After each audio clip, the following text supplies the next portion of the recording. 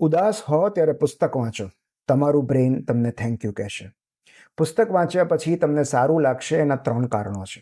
પહેલું, પુસ્તકો વાંચવાથી એ પ્રતીતિ થાય છે કે આપણે એકલા જ દુખિયારા નથી. તદ્દન આપણી જેવું અનુભવતા અન્ય લોકો પણ છે.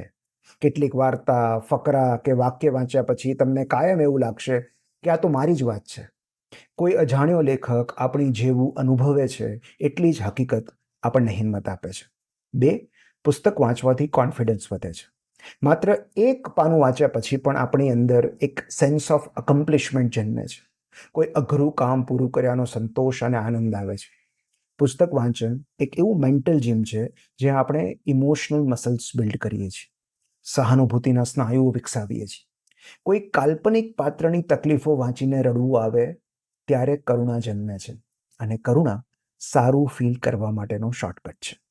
3, પુસ્તક વાંચન તમને એક સાથે એવી 3 અવસ્થામાંથી પસાર કરાવે છે જે તમને સશક્ત અને સ્વસ્થ બનાવે છે: મૌન, એકાંત અને એકાગ્રતા. અનાયાસે મળેલી આ 3 અવસ્થા તમારો ઉદ્ધાર કરે છે. કોઈ અલ્ગોરિધમ નહીં, કોઈ કમ્પેરિઝન નહીં, કોઈ ફિલ્ટર્સ નહીં. પુસ્તક ક્યારેય તમને ઇમ્પ્રેસ કરવાના પ્રયત્ન નહીં કરે. એ માત્ર લિખિત શબ્દો દ્વારા એક આત્માને બીજા આત્મા સાથે જોડવાનો પ્રયાસ કરશે. માટે જ્યારે મૂંઝવણ અનુભવાય, પુસ્તક વાંચો.